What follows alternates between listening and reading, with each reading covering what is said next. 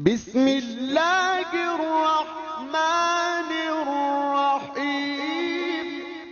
بنی اسرائیل میں دو بھائی تھے، جن میں ایک مسلمان تھا اور دوسرا کافر۔ دونوں دریا کے شکاری تھے۔ کافر بت کو سجدہ کرتا تھا، مگر جب مچھلیوں کے لیے جال دریا میں ڈالتا تو اس قدر مچھلیاں اس میں آ جاتی تھی کہ اس کو کھینچنا مشکل ہو جاتا تھا، مگر مسلمان کے جال میں صرف ایک ہی مچھلی آتی تھی اور وہ اس پر صبر کے ساتھ خدا کا شکر ادا کرتا تھا۔ اتفاقاً ایک روز اس مسلمان کی بیوی اپنے مکان کی چھت پر گئی تو اس کی نظر کافر کی بیوی پر پڑ گئی، جو زیور اور بہترین لباس سے آراستہ تھی۔ یہ دیکھ کر اس مسلمان کی بیوی کے دل میں وسوسہ پیدا ہوا کہ کاش میں بھی ایسی ہوتی۔ تو کافر کی بیوی بولی، تو اپنے شوہر کو آمادہ کر لے کہ وہ بھی میرے شوہر کے معبود یعنی بت کی عبادت کیا کرے، تاکہ وہ بھی میری طرح مالدار ہو جائے۔ یہ سن کر مسلمان بھائی کی بیوی کچھ غمزدہ سی ہو کر نیچے آئی، اور جب اس کا شوہر گھر آیا تو اس نے بیوی کا حال دیکھ کر دریافت کیا کہ آخر کیا بات ہے جس سے تو اس قدر غمزدہ معلوم ہوتی ہے؟ تو کہنے لگی، بس میاں، یا تو تم مجھے طلاق دے دو یا اپنے بھائی کے معبود کی عبادت کرو۔ اس کے شوہر نے کہا کہ خدا کی بندی، تو خدا سے نہیں ڈرتی؟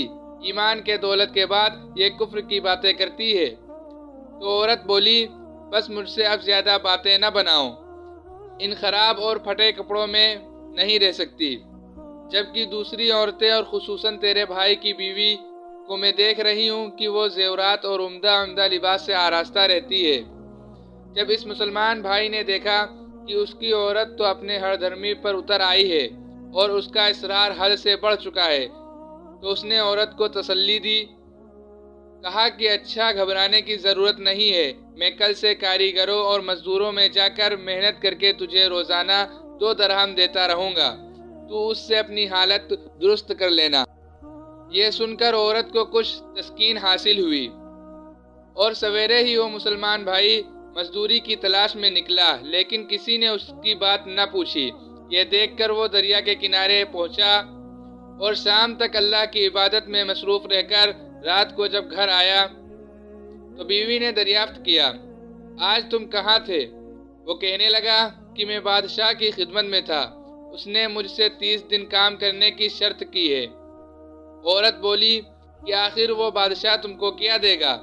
تو اس نے جواب دیا کہ میرا بادشاہ بڑا کریم ہے، اس کے خزانے مال و دولت سے بھرے ہوئے ہیں، وہ مجھے وہ دے گا جو میں چاہوں گا۔ چنانچہ اسی طرح برابر وہ اپنے معبود برحق کی عبادت میں مصروف رہا، اور تیسری رات ہوئی تو بیوی نے کہا، سنو میاں، اگر کل تم نے مجھے مزدوری لا کر نہیں دی تو تم پر مجھے طلاق دینا لازم ہو جائے گا۔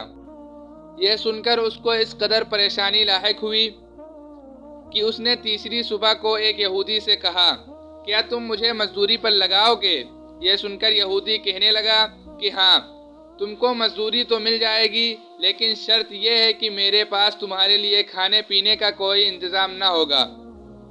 چنانچہ وہ مسلمان بھائی روزہ کی نیت کر کے یہودی کے ساتھ ہو گیا، اور اللہ تعالیٰ کے حکم سے حضرت جبرائیل علیہ السلام 29 اشرفیاں ایک نورانی طباق میں لے کر اس کی بیوی کے پاس پہنچے اور کہنے لگے، میں بادشاہ کا قاصد ہوں، اسی نے یہ اشرفیہ دے کر مجھ کو تیرے پاس بھیجا ہے اور فرمایا ہے کہ تیرا شوہر ہمارے کام میں تھا، ہم نے اس کو نہ چھوڑا یہاں تک کہ اس نے ہم کو چھوڑ دیا اور یہودی کے پاس چلا گیا۔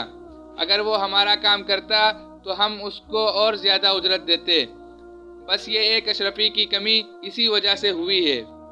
چنانچہ وہ عورت ان میں سے ایک اشرفی لے کر بازار گئی، جس پر لا الہ الا اللہ وحدہ لا شریک لہ لکھا ہوا تھا۔ صراف نے اس ایک اشرفی کی قیمت 1000 درہم اس عورت کے حوالے کر دی، اور جب شام کو وہ مسلمان بھائی گھر واپس آیا تو عورت نے اس سے دریافت کیا کہ آج تم کہاں تھے؟ اس نے جواب دیا کہ آج میں ایک یہودی کے کام پر گیا ہوا تھا۔ تو بیوی کہنے لگی کہ آخر بادشاہ کی خدمت ترک کر کے تم دوسرے کی خدمت میں کیوں گئے؟ پھر ان اشرفیوں کا واقعہ سنایا، جس کو سن کر اس کا شوہر روتے روتے بے ہوش ہو گیا، اور جب اس کو ہوش آیا تو بیوی سے کہنے لگا، افسوس، کہ میں نے بادشاہ دو جہاں کی خدمت کا حق اپنے اوپر لازم نہ کیا، اس کے بعد اس شخص نے عورت کو چھوڑ دیا اور پہاڑوں پر چلا گیا جہاں خدا کی عبادت میں مصروف رہ کر اس کا انتقال ہو گیا۔ اللہ تعالیٰ اس پر اپنا رحم فرمائے۔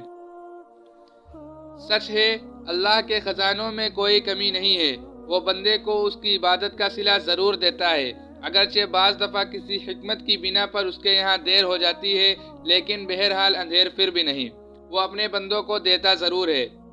اللہ تعالی ہم سب کو صبر و شکر کے ساتھ زندگی گزارنے کی توفیق عطا فرمائے۔